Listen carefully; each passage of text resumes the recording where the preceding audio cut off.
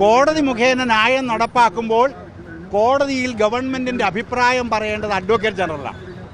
ആ advocate general വർഷങ്ങളായി വെള്ളാപ്പള്ളി നടേശനിൽ നിന്നും ഡിമ്പിടി മേടിക്കുന്ന ആളാണ്, അതായത് കൂലി മേടിക്കുന്ന ആളാണ്. അപ്പോൾ ഉപ്പ് കൂട്ടി ഭക്ഷണം കഴിക്കുന്നവർക്ക് നന്ദിയുണ്ട്. SNDP യോഗം 30 വർഷക്കാലമായി വെള്ളാപ്പള്ളി നടേശൻ അതിൻ്റെ തലപ്പത്തിരുന്നതിന് ശേഷം ഒരു സമരം എന്തിനു വേണ്ടി? സാമൂഹ്യ നീതിക്ക് വേണ്ടി പുള്ളി നടത്തിയിട്ടില്ല. അപ്പോൾ ഇത്തരം ആളുകളെയാണ് കേരളത്തിലെ ഇടത് വലത് BJPകൾ സഹായിച്ചുകൊണ്ടിരുന്നത് എന്ന് യാഥാർത്ഥ്യം. ഇപ്പോഴും അത് തുടരുമോ എന്ന് എന്നെപ്പോലുള്ള സംശയിക്കുന്നു. ഇച്ഛാശക്തിയുള്ള ഗവൺമെൻറ് ആണെങ്കിൽ അതിനുള്ള ആളിനെ കണ്ടെത്തി അതിനുള്ള സംവിധാനം ഒരുക്കണം. വിധി വന്നാൽ 4 മണിക്കൂറിനകം എന്ത് ചെയ്യണം? പകരം ഭരണസമിതിയെ കോൺസ്റ്റിറ്റ്യൂട്ട് ചെയ്യണം. ആ കോൺസ്റ്റിറ്റ്യൂട്ട് ചെയ്യാനുള്ള ആവേശവും ആർജവും പിണറായി വിജയൻ്റെ കൂട്ട് സതീശൻ ഇല്ല എന്നുണ്ടോ? പിണറായി വിജയൻ അതില്ലായിരുന്നു, കാരണം കൈസ മതിയായിരുന്നു. പാർട്ടി മെമ്പർ അല്ലാത്ത വീണ വിജയന് വേണ്ടി പാർട്ടിക്കാർ പോയി എന്ന് പറഞ്ഞാൽ ഇതിൽ കൂടെ വിരോധാഭാസവും ജുമുത്സാവഹവുമായ ഒരു സംഭവമുണ്ടോ? അത് പിണറായി വിജയന് കാട്ടുന്ന അതേ പാതയിലേക്ക് ആര് പോകരുത്? VD സതീശൻ ഗവൺമെൻറ് പോകരുത്.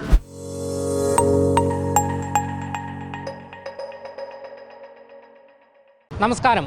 വെള്ളാപ്പള്ളി നടേശൻ പ്രതിയായ കേസുകളിൽ ഹൈക്കോടതിയിൽ നിന്നും സ്റ്റേ വാങ്ങി നൽകിയ അഡ്വക്കേറ്റാണ് നിലവിൽ സംസ്ഥാന സർക്കാരിൻ്റെ അഡ്വക്കേറ്റ് ജനറൽ.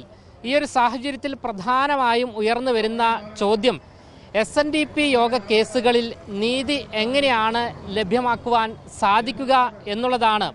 ഈ വിഷയത്തെ അധികരിച്ച് ഇന്ന് മറുനാടനോട് പ്രതികരിക്കുകയാണ് പൊതുപ്രവർത്തകനായ ശ്രീ ചന്ദ്രബോസ്. വെള്ളാപ്പള്ളി നടേശൻ്റെ കേസുകൾക്ക് വേണ്ടി കോടതിയിൽ ഹാജരായ അഡ്വക്കേറ്റാണ് ഇപ്പോഴത്തെ സർക്കാരിൻ്റെ അഡ്വക്കേറ്റ് ജനറൽ. വെള്ളാപ്പള്ളി നടേശനെതിരെ നടപടികൾ എടുക്കുമെന്ന് പറയുന്ന ആളാണ് കേരളത്തിൻ്റെ മുഖ്യമന്ത്രി. കേരളത്തിൻ്റെ മുഖ്യമന്ത്രി നാഴികയ്ക്ക് 40 വട്ടം നമ്മളോട് പറയുന്നുണ്ട് ന്യായം കൃത്യമായി മുന്നോട്ട് പോകും. പക്ഷെ അവിടെ ഒരു വിരോധാഭാസമുണ്ട് എന്ന് പറഞ്ഞാൽ ഈ ന്യായം നടപ്പാക്കേണ്ടത് കോടതി മുഖേനയാണ്. കോടതി മുഖേന ന്യായം നടപ്പാക്കുമ്പോൾ കോടതിയിൽ ഗവൺമെന്റിന്റെ അഭിപ്രായം പറയേണ്ടത് അഡ്വക്കേറ്റ് ജനറലാണ്. ആ അഡ്വക്കേറ്റ് ജനറൽ വർഷങ്ങളായി വെള്ളാപ്പള്ളി നടേശനിൽ നിന്നും ഡിമ്പിടി മേടിക്കുന്ന ആളാണ്, അതായത് കൂലി മേടിക്കുന്ന ആളാണ്. അപ്പോൾ ഉപ്പ് കൂട്ടി ഭക്ഷണം കഴിക്കുന്നവർക്ക് നന്ദിയുണ്ട്. അതാ നമ്മളൊക്കെ ഉപ്പ് കൂട്ടി ഭക്ഷണം കഴിക്കുന്ന സാധാരണക്കാരനാണ്. നമുക്കൊക്കെ എന്തുണ്ട്? നന്ദിയുണ്ട്. ഈ നന്ദി ആർക്കും കാണും? അഡ്വക്കേറ്റ് ജനറലിന് കാണും. ആ അഡ്വക്കേറ്റ് ജനറലിനെ വെച്ചുകൊണ്ട് എങ്ങനെയാണ് വെള്ളാപ്പള്ളി നടേശനെതിരായുള്ള കേസുകൾ നടപ്പാക്കിക്കൊണ്ടു പോകാൻ സർക്കാരിന് കഴിയുന്നത് എന്ന ചോദ്യം കേരളത്തിലെ പൊതുസമൂഹം ചോദിക്കുകയാണ്. ഞാനടക്കമുള്ളവർ ചോദിക്കുകയാണത്. ഞാൻ ആ സോഷ്യലിസ്റ്റ് റിപ്പബ്ലിക്കൻ പാർട്ടി SRPയുടെ സംസ്ഥാന ജനറൽ സെക്രട്ടറിയാണ്. 1975 SRP SNDP യോഗം രൂപീകരിച്ചതാണ്. അതിന് കാരണം തന്നെ എന്താണെന്ന് ചോദിച്ചാൽ ഈ നാട്ടിൽ അവകാശം നിഷേധിക്കപ്പെട്ട പിന്നോക്ക പട്ടികജാതി വിഭാഗം എന്ന് പറഞ്ഞ് മാറ്റി നിർത്തപ്പെട്ടവർക്ക് സാമൂഹ്യ നീതി ഉറപ്പുവരുത്തുന്നതിനുള്ള രാഷ്ട്രീയ പോരാട്ടങ്ങൾക്ക് നേതൃത്വം കൊടുക്കാൻ ഇതേ ആവശ്യത്തിന് രൂപീകരിച്ച പ്രസ്ഥാനമാണ് 1903 SNDP യോഗം. 30 വർഷക്കാലമായി വെള്ളാപ്പള്ളി നടേശൻ അതിൻ്റെ തലപ്പത്തിരുന്നതിന് ശേഷം ഒരു സമരം എന്തിനു വേണ്ടി? സാമൂഹ്യ നീതിക്ക് വേണ്ടി പുള്ളി നടത്തിയിട്ടില്ല. അപ്പോൾ അങ്ങനെയുള്ള ഒരു നിർഗുണ പരബ്രഹ്മത്തെ ആർക്ക് വേണം? രാഷ്ട്രീയ നേതൃത്വങ്ങൾക്ക് വേണം. അതുകൊണ്ടാണ് ജനങ്ങളുടെ മുമ്പിൽ ഒന്ന് പറയുകയും മറ്റൊന്ന് പ്രവൃത്തി തലത്തിൽ കാണിക്കുകയും ചെയ്യുന്നത്. ഞാൻ പറഞ്ഞതിൻ്റെ അർത്ഥം പിടിയിട്ട. വെള്ളാപ്പള്ളി നടേശനെ എതിർക്കുമെന്ന് ആര് പറയുന്നു? VD സതീശൻ പറയുന്നു, ലീഗ് പറയുന്നു. പുള്ളി വർഗീയവാദിയാണ് എന്നുള്ളത് ഈ നാട്ടിൽ എല്ലാവർക്കും അറിയാം. പുള്ളിയുടെ ജീവിക്കാൻ വേണ്ടിയുള്ള വർഗീയവാദമാണ്. കാരണം BJPക്ക് അനുകൂലമായി പറഞ്ഞില്ലെങ്കിൽ പുള്ളിയെ കേന്ദ്ര ഗവൺമെൻറ്റിൻ്റെ NIA അറസ്റ്റ് ചെയ്യും. കാരണം പുള്ളിയുടെ വീട്ടിൽ നിന്നും വർഷങ്ങൾക്ക് മുമ്പ് ശ്രീ മുരളി മനോഹർ ജോഷി കേന്ദ്ര ആഭ്യന്തരമന്ത്രിയായി ഇരിക്കുമ്പോൾ നടത്തിയ റെയ്ഡിൽ പുള്ളിയുടെ വീട്ടിൽ നിന്ന് എന്ത് പിടിച്ചു? High frequency wireless set. ഒരു വ്യക്തിയുടെ വീട്ടിൽ വയർലെസ് സെറ്റ് വെക്കാനുള്ള അധികാരമില്ല ഹൈ ഫ്രീക്വൻസിയുടെ. ഈ ഹൈ ഫ്രീക്വൻസി വയർലെസ് സെറ്റോടെ തിരുനാളുള്ള പ്രത്യേകത എന്താണെന്ന് ചോദിച്ചാൽ ഇന്ത്യൻ സൈന്യത്തിൻ്റെ വരെ രഹസ്യങ്ങൾ ചോർത്താൻ ഇതിന് കഴിയും. ഇതെന്തിനായിരുന്നു എന്ന് ചോദിച്ചാൽ അന്ന് ശ്രീലങ്കയിൽ ഒരു സംഭവം നടക്കുന്നുണ്ട്, LTT കലാപം. അപ്പം ബാക്കി ഞാൻ പറയാതെ തന്നെ എല്ലാവർക്കും പിടികിട്ടും.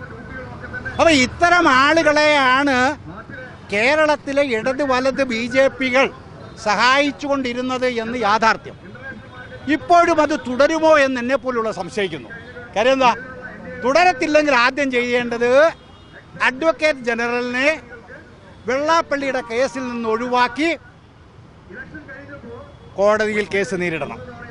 ഇനി അടുത്തത്, കോടതിയുടെ സിംഗിൾ ബെഞ്ച് എന്താ പറഞ്ഞ്? വെള്ളാപ്പള്ളി നടേശൻ അയോഗ്യനാണ്. ഞാൻ സമ്മതിക്കുന്നു.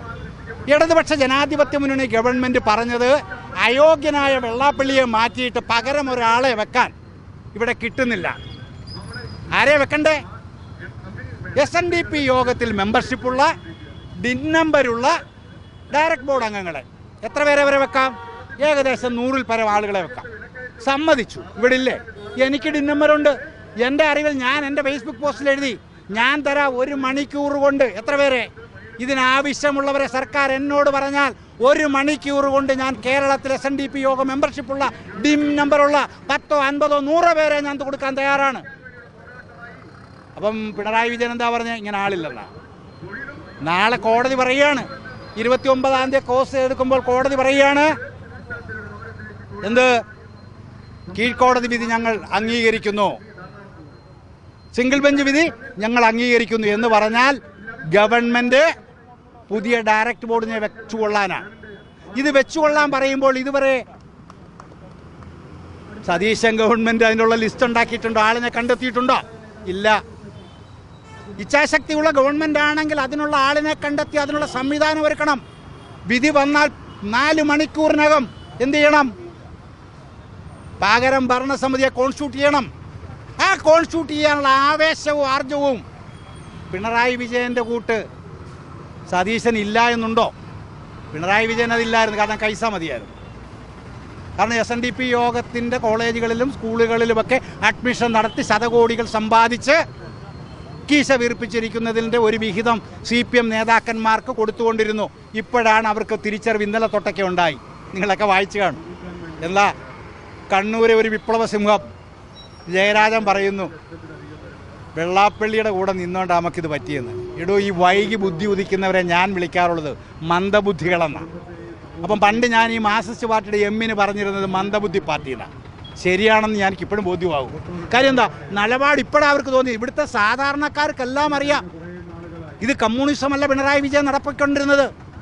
എത്തരത്തിലാണോ ശ്രീനാരായണ ധർമ്മ പരിപാലന യോഗം എന്നതിനെ ശ്രീ നടേശ ധർമ്മ പരിപാലന യോഗമാക്കി നടേശൻ കൊണ്ടു നടക്കുന്നത്, അതുപോലെ തന്നെ കമ്മ്യൂണിസ്റ്റ് പാർട്ടിയെ എന്താക്കിയാണ് പിണറായി വിജയൻ കൊണ്ടുവന്നത്? പിണറായി പരിപാലന പാർട്ടിയായിട്ടാണ്.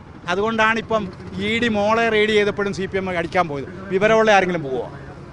പാർട്ടി മെമ്പർ അല്ലാത്ത വീണ വിജയന് വേണ്ടി പാർട്ടിക്കാർ പോയി എന്ന് പറഞ്ഞാൽ ഇതിൽ കൂടെ വിരോധാഭാസവും ജുഗുൽസാവഹവുമായ ഒരു സംഭവമുണ്ടോ?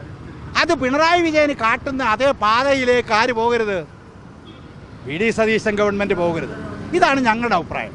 അതുകൊണ്ട് ദയവായി VD സതീശൻ ഗവൺമെൻറ് SNDP യോഗത്തിൻ്റെ ഇന്നത്തെ ദുരവസ്ഥയ്ക്ക്, പ്രത്യേകിച്ച് ശ്രീനാരായണ ദർശനങ്ങളുടെ ദുരവസ്ഥയ്ക്ക്, 30 വർഷക്കാലമായി ഈ നാട്ടിലെ പിന്നോക്ക പട്ടികജാതി വിഭാഗങ്ങൾ ശ്രീനാരായണ ഭക്തർ അനുഭവിച്ചുകൊണ്ടിരിക്കുന്ന ദുഃഖങ്ങൾക്ക് ശാശ്വത പരിഹാരമുണ്ടാക്കുവാൻ ഉള്ള അവസരമാണ് കൈവന്നിരിക്കുന്നത്. അതിന് ശ്രമിക്കണം. അത് സതീശൻ ഗവൺമെൻറ്റിനൊരു പൊൻതൂവലായി മാറും എന്നതിൽ യാതൊരു സംശയവുമില്ല. ഇതിന് മുന്നോട്ട് വരണം. അഡ്വക്കേറ്റ് ജനറലിനെ ഈ കേസുകളിൽ നിന്ന് മാറ്റി നിർത്തിക്കൊണ്ട് പുതിയ ഒരു സംവിധാനം ഒരുക്കണം. പുതിയ ഏതെങ്കിലും ഗവൺമെൻറ് ലീഡർമാരെ വെച്ചോളൂ, ഞങ്ങൾക്ക് വിരോധമില്ല. പക്ഷേ ഇതിലുണ്ടാകാൻ പോകുന്ന വിഷയം അഡ്വക്കേറ്റ് ജനറലായി ഇരിക്കുന്ന ആൾ വെള്ളാപ്പള്ളി നടേശൻ്റെ കേസ് നടത്തിപ്പുകാരനാണ് എന്ന യാഥാർത്ഥ്യം ഉൾക്കൊള്ളുവാൻ ഗവൺമെൻറ് തയ്യാറാകണം എന്ന് വിനയാന്വിതമായി അഭ്യർത്ഥിക്കുകയാണ്. ഇതാണ് ഞങ്ങൾക്ക് പറയാനുള്ളത്.